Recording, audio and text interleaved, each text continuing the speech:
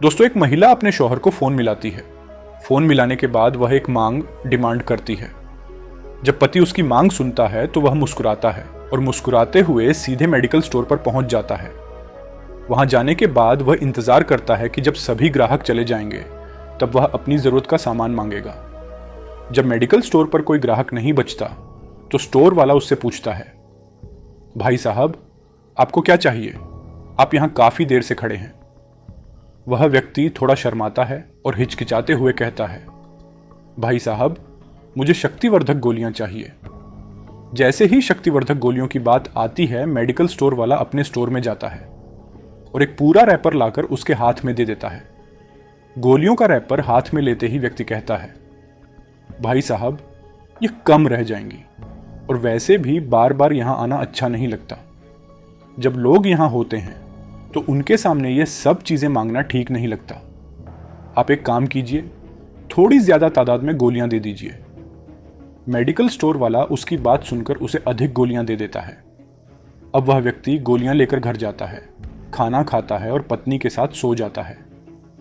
गोलियां खाने के बाद जब अगली सुबह होती है तो पत्नी की आंख खुल जाती है, लेकिन पति गहरी नींद में सोता ही रहता है। धीरे धीरे यह खबर फैल जाती है कि व्यक्ति की मृत्यु हो गई है। इसके बाद उसका कफन दफन कर दिया जाता है, लेकिन 24 घंटे बाद यह सामने आता है कि व्यक्ति की मौत सामान्य नहीं थी, बल्कि यह एक हत्या थी। इस हत्या के पीछे की असली वजह क्या थी, यही इस कहानी के माध्यम से समझने की कोशिश करेंगे। दोस्तों, आपसे एक छोटी सी रिक्वेस्ट है कि अगर आप अभी तक हमारे चैनल को सब्सक्राइब नहीं किया तो तुरंत सब्सक्राइब कर लीजिए। चलिए शुरू करते हैं साथियों। ये एक सच्ची घटना है जो उत्तर प्रदेश के कानपुर के बिठूर थाना क्षेत्र के ध्रुवनगर मोहल्ले की है। 19 जनवरी 2025 की सुबह लगभग 6:30 बजे एक घर से जोर जोर से रोने, चीखने और चिल्लाने की आवाजें आ रही थीं। इस घर से पहले कभी ऐसी आवाजें नहीं सुनी गई थीं, जिससे आसपास के लोग जाग गए और मौके पर पहुंच गए। दरवाजा खुलवाने पर पता चला कि घर के मालिक आबिद अली, जिनकी उम्र लगभग 45 साल थी, उनकी मृत्यु हो चुकी है। उनकी पत्नी शवाना रो रो कर बेहाल हो रही थी। वह तुरंत अपने सगे भाई सलीम को फोन कर कहती है, भैया, तुम्हारे बहनोई अब इस दुनिया में नहीं रहे। जैसे ही सलीम को यह खबर मिलती है, वह तुरंत मौके पर पहुंचता है और देखता है कि बड़ी संख्या में लोग इकट्ठा हो चुके हैं। आबिद अली का शव चारपाई पर पड़ा हुआ था। स्थिति को देखते हुए सलीम तुरंत पुलिस को फोन करता है। बिठूर थाना क्षेत्र की पुलिस मौके पर पहुंचती है और शव को कब्जे में लेने से पहले आवश्यक पंचनामे की प्रक्रिया शुरू करती है। जांच के दौरान मृतक के कपड़ों की तलाशी ली जाती है, जिसमें से 8 खाली रैपर मिलते हैं। ये सभी रैपर शक्तिवर्धक गोलियों के होते हैं। पुलिस जब शवाना से इस बारे में पूछताछ करती है तो वह बताती है, मैंने ही अपने पति को फोन कर शक्तिवर्धक गोलियां लाने के लिए कहा था। जब वह शक्तिवर्धक गोलियां खाकर मेरे साथ संबंध बनाते थे तो मुझे अच्छा लगता था, इसलिए मैंने कभी ऐतराज नहीं किया। पुलिस शव को पोस्टमार्टम के लिए भेज देती है। पोस्टमार्टम के बाद शव को रीति रिवाज के अनुसार सुपुर्द ए खाक कर दिया जाता है। यह खबर तेजी से फैल जाती है कि आबिद अली की मौत अत्यधिक शक्तिवर्धक गोलियां खाने से हुई है। लेकिन 24 घंटे बाद पुलिस को पोस्टमार्टम रिपोर्ट मिलती है, जिसमें यह स्पष्ट होता है कि आबिद अली की मौत शक्तिवर्धक गोलियों के कारण नहीं, बल्कि गला दबाने से हुई थी। यह सुनकर पुलिस भी हैरान रह जाती है और जांच को आगे बढ़ाती है। दोस्तों, अब पुलिस सलीम को बुलाकर पूछताछ करती है। सलीम से पूछा जाता है कि क्या रेहान उर्फ तालिब आबिद का कोई रिश्तेदार था या शवाना का, लेकिन सलीम स्पष्ट करता है कि वह न आबिद का रिश्तेदार था और न ही शवाना का।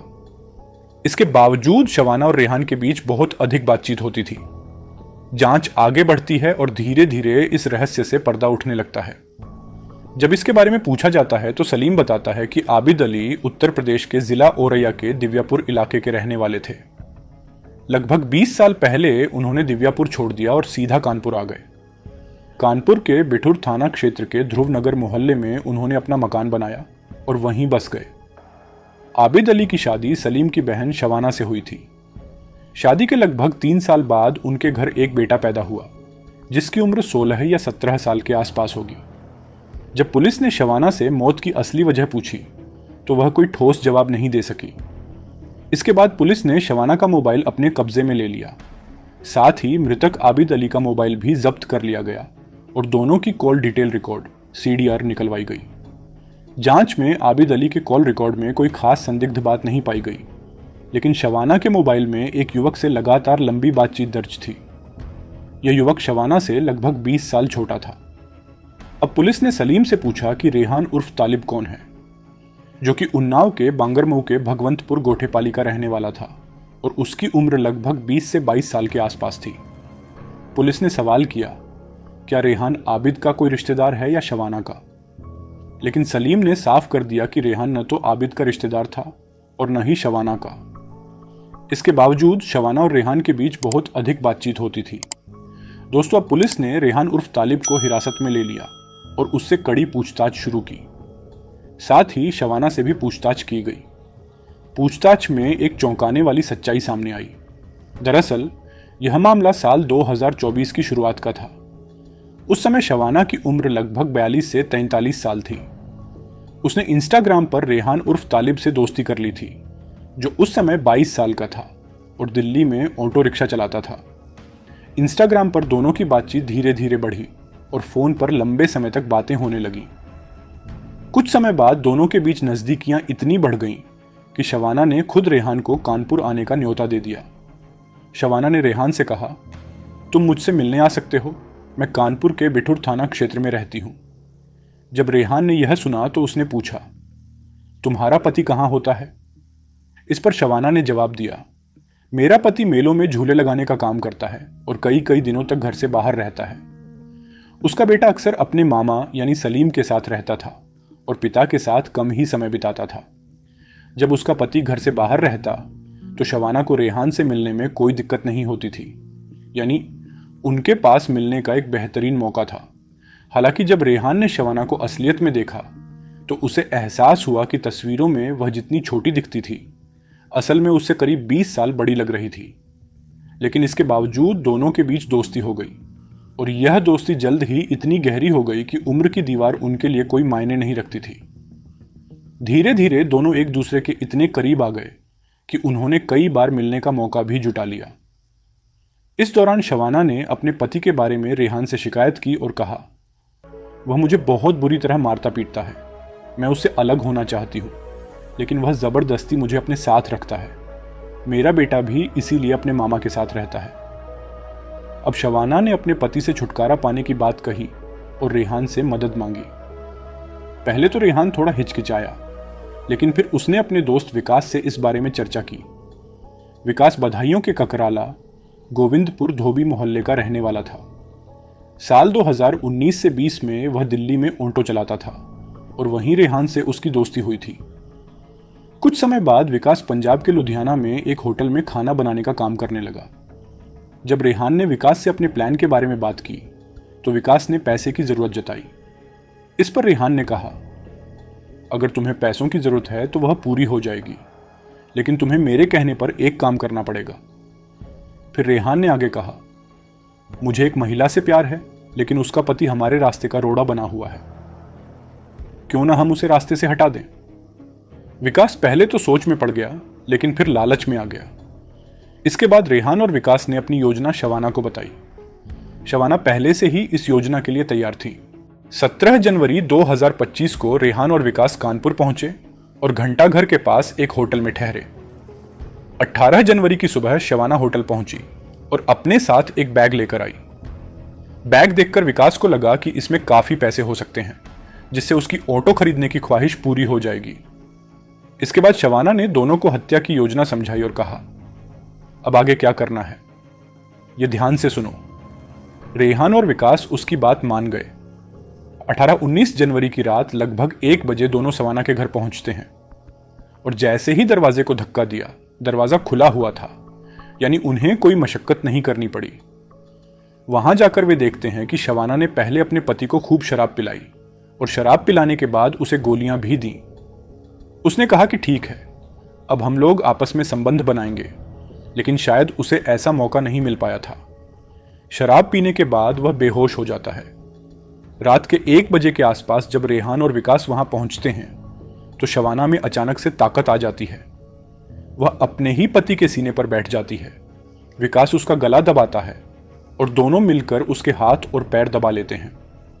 लगभग 15 से 20 मिनट तक यह जद्दोजहद की जाती है और आबिद अली का गला दबाकर उसकी हत्या कर दी जाती है। इसके बाद आराम से इत्मीनान से उन्हें मौका मिल जाता है। जब रेहान और विकास वहां से चले जाते हैं और दिन निकलता है, तब शबाना नाटक करना शुरू कर देती है। वह इस तरह नाटक कर रही थी जैसे उसे अपने पति के मरने का बहुत अफसोस था। रोते हुए उसने अपने सगे भाई सलीम को फोन किया। जब सलीम अपने भांजे यानी सलमान को लेकर मौके पर पहुंचता है, तो अपनी बहन को रोते हुए देखकर उसे बहुत आश्चर्य होता है। उसे शक होता है और तभी वह पुलिस को फोन करता है। सलीम फोन करके पुलिस को मौके पर बुलाता है। उसे पहले ही दिन से यह लग रहा था कि कहीं ना कहीं उसकी बहन का कुछ झोल है। सलीम की तहरीर के आधार पर एफआईआर दर्ज होती है और पुलिस इन तीनों शबाना, रेहान और विकास को गिरफ्तार करती है। 22 जनवरी 2025 को इन्हें गिरफ्तार करके जेल भेज दिया जाता है। जब इस घटनाक्रम का खुलासा होता है और पुलिस मीडिया को यह बताती है, तो पूरी कहानी सामने आती है। पहले शक्तिवर्धक गोलियों की बात सामने आई थी, लेकिन बाद में पता चलता है कि 20 साल छोटे प्रेमी के साथ मिलकर और प्रेमी ने दोस्त के साथ मिलकर इस महिला के पति की हत्या कर दी है। फिलहाल ये तीनों जेल में हैं और यह कहा जा सकता है कि उनकी जिंदगी पूरी तरह से बर्बाद हो चुकी है। एक बेटा है जो पहले से अपने मामा के साथ रह रहा था, लेकिन वाकई सलीम की हिम्मत की दाद देनी पड़ेगी, क्योंकि दोस्तों सलीम ने अपने जीजा के कातिल को जेल भिजवाने में अहम रोल अदा किया। आज की कहानी यहीं पर समाप्त होती है। दोस्तों, इस कहानी को सुनाने का उद्देश्य किसी को परेशान करना या फिर किसी के दिल को चोट पहुंचाना नहीं है, बल्कि आपको जागरूक और सतर्क करना है। साथियों, अगर आपको कहानी पसंद आई हो तो इस वीडियो को लाइक करें और हमारे चैनल को जरूर सब्सक्राइब करें, क्योंकि दोस्तों एक लाइक और सब्सक्राइब हमें पूरी तरह से मोटिवेट करता है। जय हिंद, जय भारत।